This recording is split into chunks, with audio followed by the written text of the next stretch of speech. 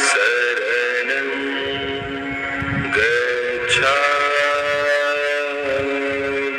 सम्मानित साथियों, नमो बुद्धाय, जय भीम। आज के अम्बेडकर संदेश में आपका हार्दिक स्वागत है। आज के अम्बेडकर संदेश में बाबा साहब डॉक्टर अम्बेडकर संपूर्ण वाङ्मय खंड 14 से अछूत कौन थे और वे अछूत कैसे बने, इस विषय को लेकर उप विषय ब्राह्मण शाकाहारी क्यों बने, इसी विषय में आज हम लोग बात करेंगे। इसके दो पहलू हैं, ब्राह्मण शाकाहारी क्यों बने और यहाँ पर एक प्रश्न है कि पहला, उन्होंने गोमांसाहार क्यों छोड़ दिया, यानी कि गाय का मांस खाना क्यों छोड़ दिया।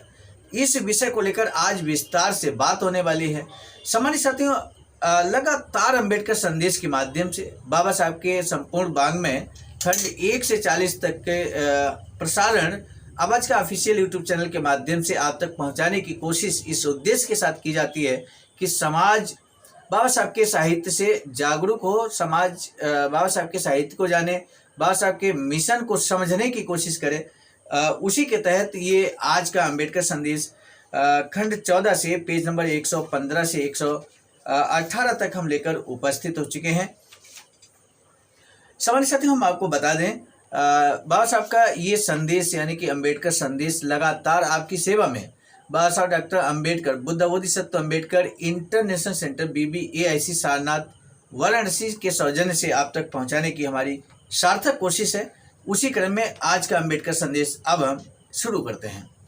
बाबा साहब लिखते हैं कि जैसा कि ऊपर दिखाया जा चुका है कि अशोक ने गो हत्या को कभी कानून से बंद नहीं किया था। यदि बंद किया भी था तो एक बौद्ध सम्राट द्वारा बनाए गए कानून को ब्राह्मणों ने कभी नहीं माना है। क्या मनु ने गोहत्या का निषेध किया? बहुत महत्वपूर्ण प्रश्न है। मनुस्मृति में क्या गोहत्या का निषेध किया गया है? यदि उसने किया तो वह ब्राह्मणों के लिए मान्य होगा और ब्राह्मणों में इस परिवर्तन की संतोषजनक व्यवस्था भी समझी जा सकती है। सम्मानित साथियों, हम आपको बता दें, आज के इसी अम्बेडकर संदेश में आप जानेंगे कि मनुस्मृति में क्या मांस खाना मना है।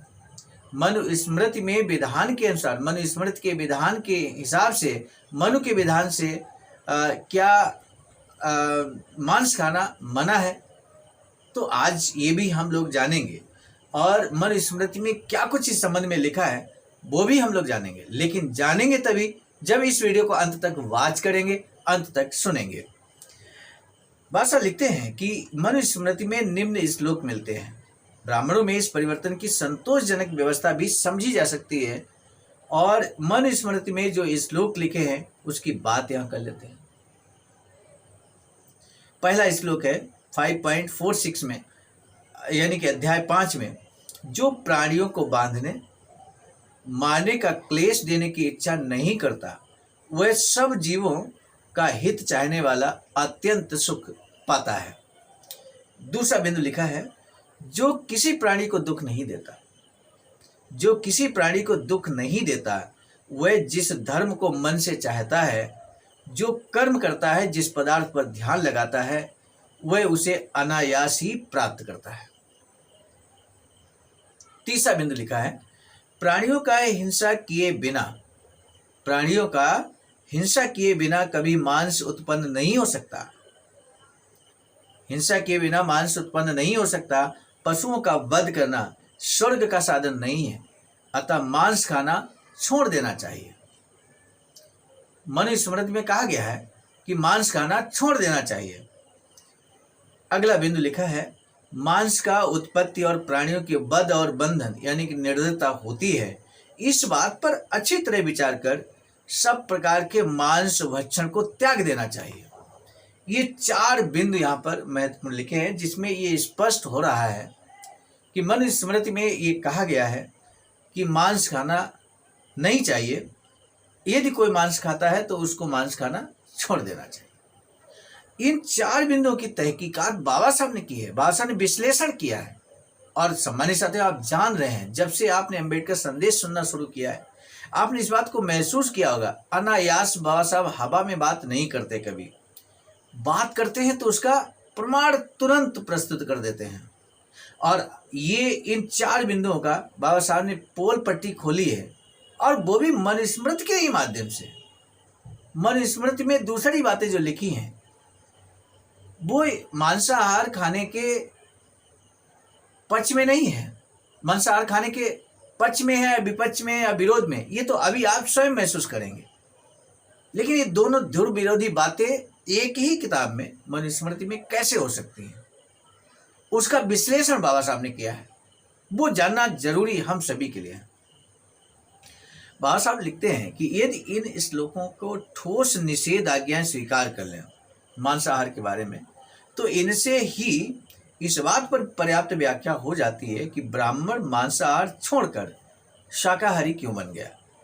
लेकिन इन श्लोकों को कानून के रूप में निर्णायक निषेध स्वीकार करना असंभव है। या तो ये केवल प्रेरणाएं हैं अथवा प्रक्षेप है जो ब्राह्मणों को शाकाहारी बन जाने के बाद उनके कृत्य की प्रशंसा में बाद में जोड़ दिए गए। ये दूसरी बात ही ठीक है, क्योंकि मनुस्मृति के इस 5वें अध्याय में ही, इसी 5वें अध्याय में जिसमें ये 4 बिंदु यहाँ पर जोड़े गए हैं, लिखे गए हैं, और ये जो 4 बिंदु है वो 5.46, 5.47, 5.48, 5.49 है, यानी कि ये बाद के पॉइंट है।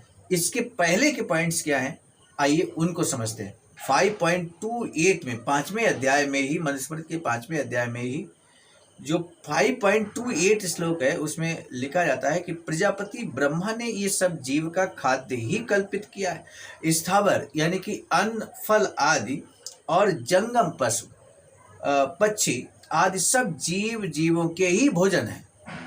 5.29 में मनुस्मृति में लिखा है कि चर जीवों का अन्न अचर तृण आदि हैं।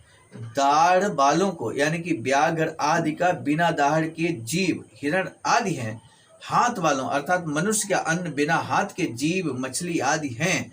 और शेरों यानी कि सिंह आदि का भक्ष्य भीरु जीव है। 5.30 में खाने वाला जीव खाने योग्य प्राणियों को प्रतिदिन खाकर भी दोष का भागी नहीं होता, क्योंकि ब्रह्मा ने ही खाद्य और खाने वाले दोनों का निर्माण किया है। 5.56 में मांस खाने, मद्यपान करने और मैथुन करने में दोष नहीं है। ध्यान दीजिए, 5.56 में यहाँ पर कहा गया है कि मांस खाने, मद्यपान करने और मैथुन करने में दोष नहीं है, क्योंकि यह जीवों की प्रवृत्ति है, परंतु उससे निवृत्त होना महाफलदायी है। मतलब ये दोष तो नहीं है, लेकिन अगर ये जीवों की प्रवृत्ति है इसलिए दोष नहीं है। लेकिन अगर इससे निवृत्त हो जाता व्यक्ति, यानी कि मांस खाना छोड़ देता, मद्यपान छोड़ देता है, मैथुन करना छोड़ देता है, यानी कि ब्रह्मचर्य का पालन करता है, तो ऐसे में वो महाफलदायी माना गया है। आगे कहा गया कि मंत्रों द्वारा पवित्र किया मांस खाना चाहिए, मतलब मांस खाना चाहिए, यहाँ स्पष्ट कहा गया 2.27 में, या हो सकता है 5.27 हो, क्योंकि बाद में कि सभी बिंदु यहाँ चैप्टर 5 के ही हैं, तो संभवतः ये 5.27 होगा। मंत्रों द्वारा पवित्र किया मांस खाना चाहिए। ब्राह्मणों को शास्त्रोक्त विधि से मांस खाना चाहिए और प्राणों पर संकट आ पड़ने पर मांस अवश्य खाना चाहिए। यानी कि कहीं पर प्राणों पर संकट आ गया है, कुछ भी खाने को नहीं है, तो मांस खाने को, तो मांस खा लीजिए। ये बात मनुस्मृति में लिखा है। ब्राह्मणों को खाने के लिए आदेशित किया गया, निर्देशित किया गया, लेकिन कहा गया कि मंत्रों द्वारा पवित्र करके खाना चाहिए। बाद बाकी इसके सापेक्ष आप सारी बातों को समझने की कोशिश कर रहे हैं। 5.31 में लिखा है कि यज्ञ निमित्त मांस भक्षण को दैव विधि कहा गया है। इसके विरुद्ध मांस भक्षण राक्षसी वृत्ति माना गया है। खरीद कर या स्वयं कहीं से लाकर या स्वयं मार कर अथवा किसी का दिया हुआ मांस देवताओं और पितरों को अर्पित कर खाने वाला दोषी नहीं होता। अगला बिंदु है 5.42 में कहते हैं कि वेद के तत्व को जानने वाला द्विज इन पूर्वोक्त विधि कर्मों से पशु वध करता हुआ स्वयं को और पशु को उत्तम गति प्रदान प्राप्त करता है। 5.39 में स्वयंभू ब्रह्मा ने यज्ञ के लिए और सब यज्ञों की समृद्धि के लिए पशुओं को स्वयं बनाना है, इसलिए यज्ञ में पशु वध को वध नहीं कहा जाता। 5.40 में औषधियाँ, पशु, वृक्ष, कछुए आदि और पक्षी ये सब यज्ञ के निमित्त मारे जाने पर फिर उत्तम योनि में जन्म ग्रहण करते हैं। मन इससे आगे जाते हैं और मांसाहार अनिवार्य ठहराते हैं। निम्नलिखित श्लोक ध्यान देने योग्य हैं। 5.35 में यथा विधि नियुक्त होने पर श्राद्ध और मधुपर्क में जो मनुष्य मांस नहीं खाता वह मरने के अनंतर 21 जन्म तक पशु होता है। स्पष्ट है कि मनु ने मांसाहार का निषेध नहीं किया, मनु ने गोहत्या का निषेध नहीं किया, यह मनु से ही सिद्ध है। पहली तो ये बात है कि मनुस्मृति में गो का उल्लेख केवल उन निम्नलिखित नियमों की सूची में मिलता है जो मनु के अनुसार स्नातकों के लिए मान्य होने चाहिए। गो का सूंघा हुआ भोजन एक स्नातक के लिए निषिद्ध है। जिस रस्सी में बछड़ा बंधा हुआ हो उसे लांघना एक स्नातक के लिए निषिद्ध है। गो ब्रज यानी कि गौशाला में लघु शंका करना स्नातक के लिए निषिद्ध है, मनाही है, निषिद्ध मतलब मनाही है। गो की ओर मुंह करके मलमूत्र विसर्जन करना स्नातक के लिए निषिद्ध है। यानी कि यहाँ पर गौशाला में प्रविष्ट होने पर स्नातक को चाहिए कि अपना दायां हाथ नंगा कर ले। यदि कोई गो अपने बछड़े को दूध पिला रही है तो उसमें बाधा डालना अथवा किसी को उसकी सूचना देना स्नातक के लिए निषिद्ध माना गया। गो पर चढ़ना स्नातक के लिए निषिद्ध है। गो की हत्या करना, हिंसा करना अर्थात उसे दुख देना स्नातक के लिए निषिद्ध है। जूठे मुंह गो को स्पर्श करना स्नातक के लिए निषिद्ध माना गया है। आगे लिखा है कि उन लेखों से सिद्ध होता है कि मनु गो को पवित्र पशु नहीं मानते थे। दूसरी ओर वह उसे अपवित्र पशु मानते थे जिसके स्पर्श से संस्कार जन्य अपवित्रता होती थी। मनु स्मृति में ऐसे श्लोक जिनसे सिद्ध होता है कि मनु ने गोमांस भक्षण का निषेध नहीं किया था। इस संबंध में 3 अध्याय के लिए 3 श्लोक का उल्लेख किया जा सकता है। यह इस प्रकार है। अपने धर्म से प्रसिद्ध पिता ब्रह्मदाय को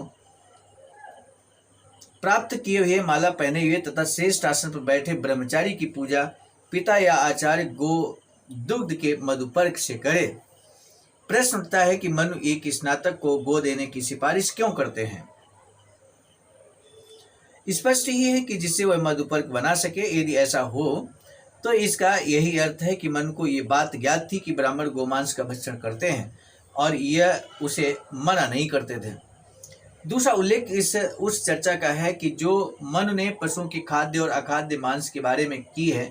अध्याय 5 के मंत्र 18 में मनु का कथन है, पंच नखियों में से शाही, गो, गैंडा, कछुआ, खरहा यानी खरगोश तथा एक और दांत वाले पशुओं में ऊंट को छोड़कर बकरे आदि पशु भक्ष्य हैं, ऐसा कहा गया है।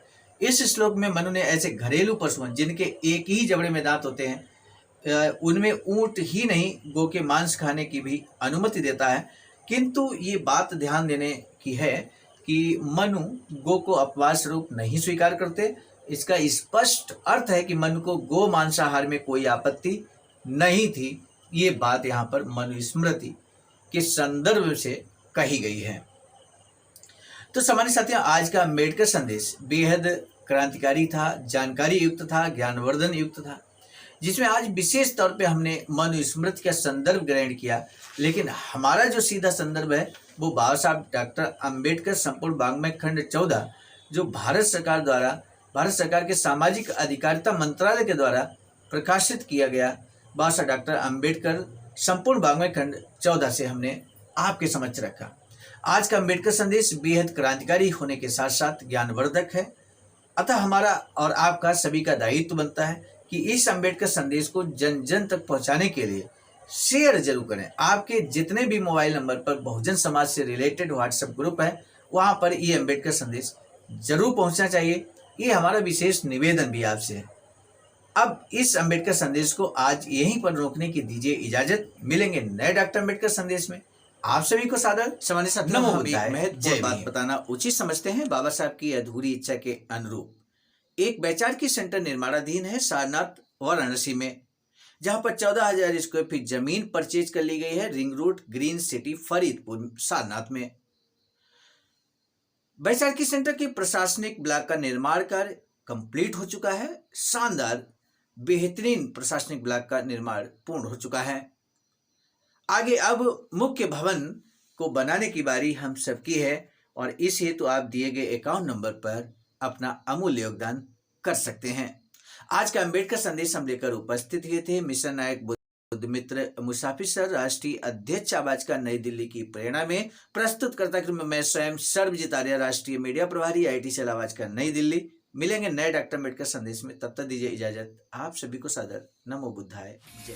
सामान्य साथियों, यदि आप हमारे इस चैनल आवाज का ऑफिशियल जिस पर नियमित सुबह 5 बजे डॉक्टर अम्बेडकर संदेश आपको मिलता है, आप हमारे इस चैनल को सपोर्ट करना चाहते हैं तो हमारा आपसे निवेदन है कि आप हमारे इस चैनल को सब्सक्राइब कर लें, वीडियो को शेयर, लाइक, कमेंट जरूर करें।